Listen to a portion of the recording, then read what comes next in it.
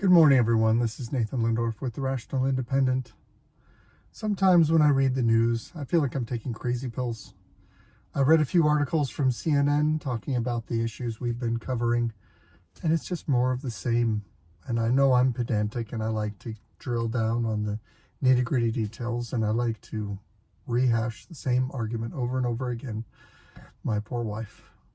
But even still, it was too much for me. So I decided to skip the CNN articles. They just felt like a blatant rehash of a tired narrative about how the GOP is now a do-nothing Congress, and even Fox News doesn't like it when they turn their backs on the strongest border bill we've ever seen. The border bill was crap. It was totally counterproductive. It was trash. It doesn't accomplish any of the goals that the people I have affinity with. There are many people who, as I agree with them, think that we need to actually enforce federal laws. It is on the books. And if for whatever reason we lack the resources at a federal level to enforce the laws on the books because we've made a huge mess, well, then let's talk about how we more effectively enforce those laws, not legitimize the massive flow of illegal immigrants. Here I am, I'm talking about it again. We've already talked about it. Anyway, we're going to move on to some developing elements on the Donald Trump federal Jack Smith trial it's currently set for March 4th, which is right around the corner, likely going to get delayed. Donald Trump is being charged with criminal charges relating to try and subvert the results of the 2020 election. This is the January 6th trial. I know there's a lot to keep track of, but let's start there.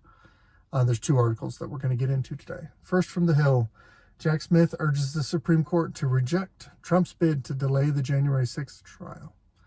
What you've got to understand is that in politics, timing is on purpose.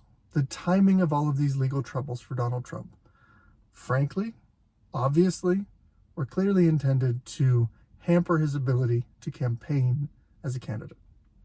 Which means that if you file these charges too quickly, they get resolved one way or the other. If he gets convicted, then he's not a candidate, and they don't jam up the Republican process. The Republicans nominate somebody else. If he is acquitted, then he comes into the election with a head of steam, having fought off all of his, attackers who are assaulting him, and he gets to play that narrative where he's the underdog, David fighting Goliath, which is very effective for his base. So they don't want to be too early. However, they don't want to be too late, because there's many, many ways to delay criminal proceedings, trial proceedings. And for Donald Trump, if he can delay these proceedings until after the election, that's as good as a win for him. Because one, it enables him to potentially win and lets him not be not disqualified, but let's just say lets him remain a free man, able to campaign as best he can, which is a win for him. Two, if you have someone who is the sitting president convicted of criminal charges, things get really messy really quick, but he's in a much better bargaining position as a sitting president than he is as a candidate, and even more so than as a regular citizen. So a delay is fine. So it's Goldilocks.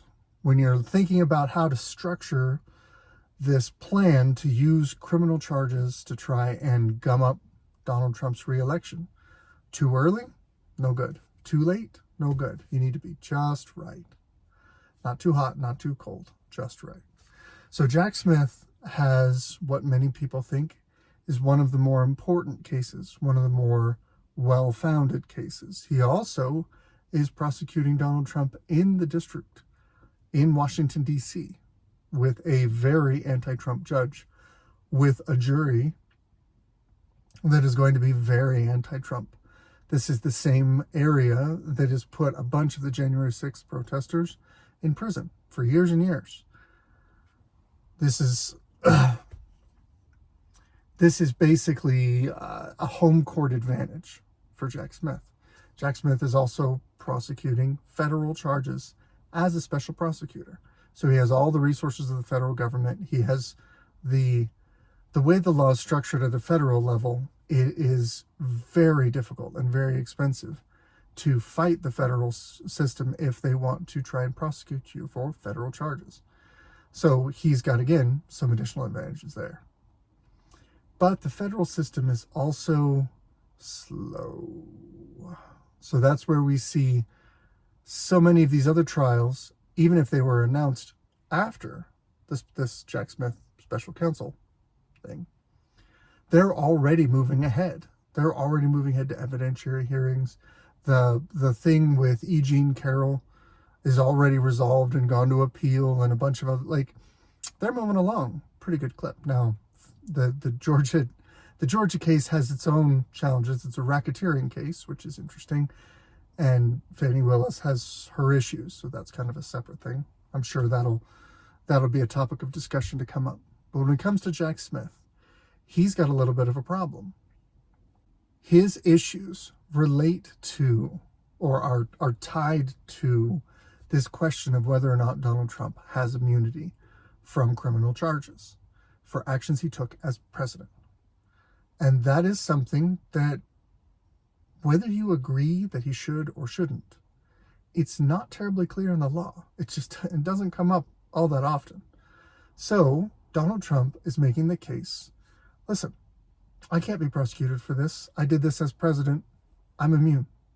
That may be a silly, specious argument, but the way this works, particularly as it implicates federal power, federal balance of powers, as it implicates the office of president, as it sets precedent, a bunch of other issues, it's actually fairly reasonable to say that question should go to the Supreme Court, and the Supreme Court should be the one to rule and say whether or not presidents have immunity as private citizens after they're president for actions taken while president. If they don't, that is going to impact the actions of future presidents. If they do, that's going to impact. So the justices have a serious question to answer there. But Jack Smith's trial, currently set for March 4th, is just been filed by Donald Trump to say we need to put a hold on this until the Supreme Court answers. Here's the problem. The way the Supreme Court works is they basically issue rulings once a year. They have a summer session. So they do oral arguments in the spring. They decide what cases, there's a whole calendar for it, but they decide what cases they're going to hear. They review things that people have a chance to file briefs, crazy long briefs, dozens of pages, hundreds of pages long for these briefs, with thousands of pages of research and tons of hours. I mean, if you have a chance to argue something in front of the Supreme Court, you're putting your all into it because it's very binding. So they don't make decisions quickly. And so they're hearing oral arguments on a few things relating to Donald Trump right now, like the Colorado thing. And then they typically issue their rulings in the summer. Well, here's the challenge. If Donald Trump can't be prosecuted, if he succeeds in Supreme Court just saying, yeah, hold that trial in abeyance because it's dependent on our decision here, hold off on that. Then Jack Smith now can't schedule the trial until after the session, after this summer session. Well, now we're talking about trying to put it on the books in the fall. Well, there's a bunch of things that can cause further delay, and if you push it just a little further, now you're past the election, and Jack Smith has lost his window.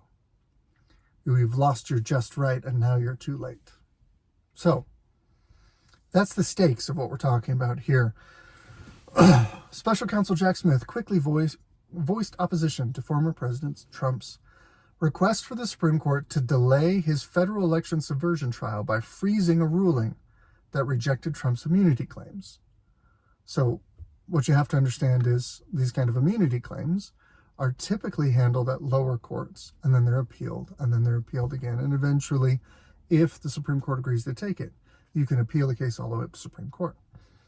This can be an issue that starts at the state level or at the federal level, but there are pathways for such cases to eventually wind their way if you can afford to push an issue all the way up. Or you might push it up and the higher courts say, no, that's settled. We're not going to bother fussing with that. Go away. They can refuse to hear any cases that they don't want to hear. So there's already been a ruling on Donald Trump's claim saying, I'm immune from criminal charges for actions I took as president. And several courts have already said, no, you're not. You're not immune. But he's appealed that ruling that he's not immune up to the Supreme Court. So he filed an emergency motion asking it to keep his trial proceedings on hold as Trump continues appealing. Again, that's this tension of saying, we need to settle, they're filing with the Supreme Court saying we need to settle the issue of whether or not I'm immune before we have this trial. So will you please issue an order that holds this trial in abeyance until you have a chance to rule on whether or not I have immunity? Delay in the resolution of these charges threatens to frustrate the public interest in a speedy and fair verdict. A compelling interest in every criminal case, and one that has unique national importance here, as it involves federal criminal charges against a former president for alleged criminal efforts to overturn the results of the presidential election, including through the use of official power. I love narrative writing because people will use the most persuasive framing to put out the thing that they want. Jack Smith is saying, listen, I have a political interest in getting this trial done before the election. But it's put as, it's in the public interest to have a speedy and a fair verdict. Well, here's the simple truth. Even if Donald Trump gets convicted, he can still appeal it. So it's not final regardless. And do you think Donald Trump wouldn't convict it? Of course, wouldn't appeal. Of course he would appeal it. Man just fights regardless. Anyway, Smith's request reflects the need for speed. And this is where we get a little editorializing. I love the way that these writers will mix in quotes, but then they'll say things as if they're fact that are clearly their opinion. The need for speed in Trump's election interference trial, with the March 4th trial date held in abeyance until the court settles whether he enjoys any immunity from criminal charges as a former president. If the Supreme Court is inclined to review Trump's immunity claims, Smith urged the justices to take up the matter now, expedite the case, and set it for argument in March. That timeline would lead to a decision by the summer, if not earlier, potentially enabling Trump to go to trial before the general election, if the case does move forward. And this is what's cute, because Jack Smith is under no... This is where judges get a little cranky. Judges control their own calendars. Judges control what cases they hear and what cases they don't hear at this level of the appellate system. And so effectively what Jack Smith is saying is, either tell him you're not going to fuss and just let the ruling stand that he doesn't have immunity. Don't take it up. Or if you're going to take it up, do it quickly. Try and set it fast enough so that I can still get my job done and I can still accomplish my political goals. You have to be careful how you do that, because if you're not careful, you're going to end up pissing off the judges. And they're gonna do something you don't want, because you're basically trying to dictate to them their schedule, whatever. Both the judge overseeing the case and an appeals court have determined he does not have immunity. It's interesting. An appeals court. All right, which appeals court? There are several. For the purpose of this criminal case, former President Trump has become Citizen Trump, with all the defenses of any other criminal defendant. The panel for the D.C. Circuit Court of Appeals. Do you think that a judge in the D.C. local system and the D.C. Circuit Court of Appeals are going to rule favorably for Trump, regardless of the issue? If you do, you're not paying attention. Simple truth is, it's almost impossible for anyone named Trump, associated with Trump, or in any other way not part of the establishment to get a fair trial in Washington, D.C. It's a mess. So of course they ruled against him, which is why the Supreme Court exists. It's why appeals exist, because you can have bias at a local level. And in theory, once you move the case to an appeal beyond that local level, you hopefully get someone who is not biased against you. Now, Donald Trump is a very divisive figure. We'll see where it goes. We cannot accept that the office of the presidency places its former occupants above the law for all time thereafter. Careful evaluation of these concerns leads us to conclude that there is no functional justification for immunizing former presidents from federal prosecution in general, or for immunizing former President Trump from the specific charges in the indictment. Okay. I'm going to go ahead and offer my 2 cents. Layman's opinion, not a lawyer. Donald Trump could not, quote unquote, go shoot someone on Fifth Avenue and get away with it because he's immune from charges. He's not immune from federal prosecution for actions taken as a private citizen. The argument that I think holds weight is if he's the sitting president, he cannot be charged for actions that he took as the sitting president. Otherwise, presidents issuing emergency rulings for natural disasters that might involve abrogating eminent domain, might involve destroying private property, might involve, invoking martial law in various areas, executing war powers, treaties that go badly, could then be held liable for actions taken as president in pursuing the aims of statecraft. That's kind of bonkers. No, after they're president, when they're personal, private citizen, if they do something in pursuit of their own private life and it's criminal, go after the guy. But January 6th happened while Donald Trump was president. Everything leading up to January 6th happened while he was president. And on January 20th, Donald Trump left office and by all acknowledgement became a private citizen. He ceded power to Joe Biden. So what you're really saying is, can you criminally prosecute a president because a protest aligned with his goals happened, regardless of where it happened? Even call it a riot, even call it violent. Can you arrest him for criminal charges for actions he took in association with that while president, even though the only danger to that is interfering with the peaceful transfer of power that demonstrably happened? I think that's bogus. So, either they're mischaracterizing Donald Trump's position that he has blanket immunity, saying that he's claiming to be able to commit crimes today and be immune because he used to be president, or they're mischaracterizing his case, which I think is more likely, in an effort to try and make him look unreasonable. Trump has yet to formally ask the High Court to take up the case itself, a move expected in later filing, but should the court accept the case, it would mean further delay before the other proceedings in the case can continue. The district court judge, Tanya Chutkan, has largely stopped any additional filings in the case, writing earlier she would punt the March 4th trial to accommodate the delays. Trump is charged in the case with 4 federal felonies that accuse him of conspiring to subvert the 2020 presidential election results. So these are felony charges for actions that he took as president. Seems like a question for the Supreme Court. And I don't care if it messes up Jack Smith's politically charged timeline.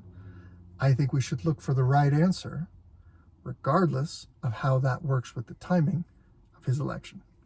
My 2 cents. Now, 20 minutes. Okay.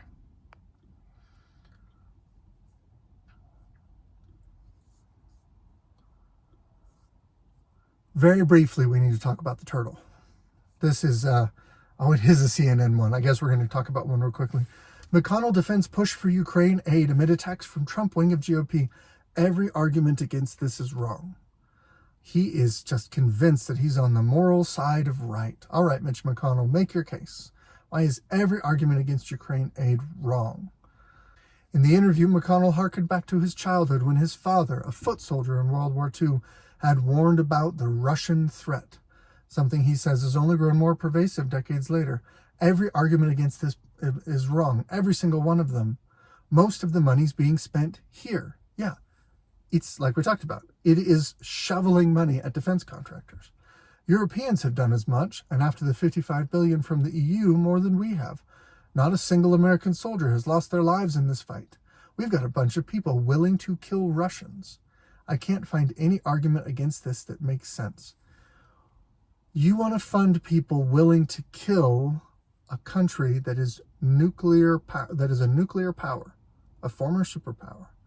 And you're saying that there isn't a single valid argument against the idea that as long as our people don't have to die, and we can fund someone else willing to kill Russians, that's his quote, then that is automatically virtuous? Holy crap! In the interview, McConnell downplayed the influence of the isolationist wing of his party, arguing that Republican views about the U.S. posture in the world have long been driven by their party's presidential candidate, something not unusual now given Trump's positions. So Trump is an isolationist. I thought he was a warmonger. Isolationist is an interesting label. Isolationism is supposedly a bad thing. It's supposedly something that it's like it's a negative label. You want to just hide from the troubles in the world. Well, you cannot want to shovel money to defense contractors and foreign aid in corrupt countries. You can be opposed to that and also recognize that the U.S. needs to take some actions on the world stage. You don't have to just be an isolationist to disagree with what the establishment Republican system wants to accomplish. So I picked Oklahoma GOP Senator James Lankford, who's really smart. And as you know, they worked on it for months, coming up with a product supported by the Border Council, the Wall Street Journal editorial page, and the Washington Post editorial page, calling the plan a clearly an improvement over existing law. Oh man, if newspaper editorial pages like it and the Border Council likes it, well, shucksy daisy, if the institutional powers like it, then it must be good. Or maybe, just maybe, the American people want things different than what the Washington Post editorial board wants.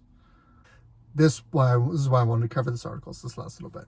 On the border, McConnell added, I think President Biden has a real problem on this issue with or without a new law.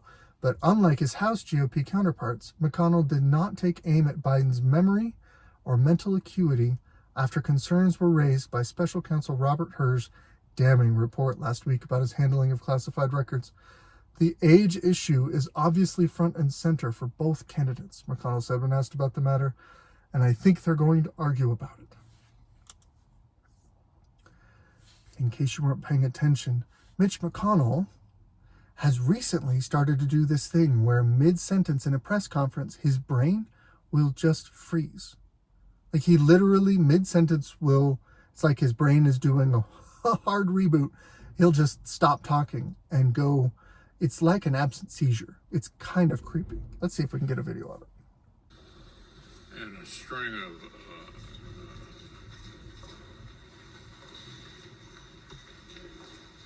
That is not normal. That is not healthy. He is not. Like, look at that. Look at his affect. He is seizing right in front of you. Okay, Mitch. Anything else you want to say, or should we just go back to your press? Do you want to say anything else to the press? Come back. Go ahead, John. Let's go tuck him in for his afternoon nap. Go ahead, John. That is not normal. That's not healthy. It's not hard to come up to the conclusion that the reason why the establishment powers, the administrative state that really runs things, wants these super old candidates is because if you're super old or you're young and corrupt, you are more malleable and easily directed and controlled. You need to come out and talk to the press. You need to pretend like you're in charge. You need to say stuff. Here's a script. Go talk, give your comments to the press, and then come back to your office. He has a seizure. I'm not a doctor, but that's what it looks like to me. I mean, look at his affect. He has a seizure right in front of everybody. And an aide comes up and goes, not, are you okay? Not, can we get a doctor? Which means he's seen this behavior before. But is there anything else you'd like to say? Or do you just want to go back to your office? That is the kind of coached choice you give a small child or an invalid. You don't ever ask a child, what do you want for lunch? You ask a child, Do you want grilled cheese or do you want a hot dog? Obviously, there's healthier choices. And they pick between those two choices. Do you want to go to the park or do you want to play a game? You give them two choices. You circumscribe their world and say, here's your two choices. Which one do you want to do? Because for someone with limited mental faculties, that is easier and leads to less opposition and defiance, because you say, oh, I like this one more than that one. So now that I'm doing the one that I like, I'm happy about it, even if there was a better choice elsewhere. But someone who's fully in charge, someone who is at this time, I think, was the majority leader, but even if he's the minority leader, someone who is the Senate minority leader of a major caucus, the Republican caucus, he's in a position of leadership in arguably one of the most important governing bodies in the world. Do you think he's in charge? Do you think someone who was fully in charge of their faculties, who was out there speaking to the press because they wanted to be there, because they had something to say, because they're driving the ball forward on whatever their initiative is, that he's going to hear an aide say that kind of coached, circumscribed question, and he's going to go, oh yeah, I guess you're right. Maybe I'll just go back to my office. He's going to say, no, I've got more to say. Or he's going to say, who are you to tell me what to do? We're going to go out and do this, whatever. That's the sign of someone who's being controlled. And probably making a lot of money while doing it. Get rich while losing slowly. Welcome to the Republican Party. This is Nathan Lindorf with the Rational Independent. Good luck out there.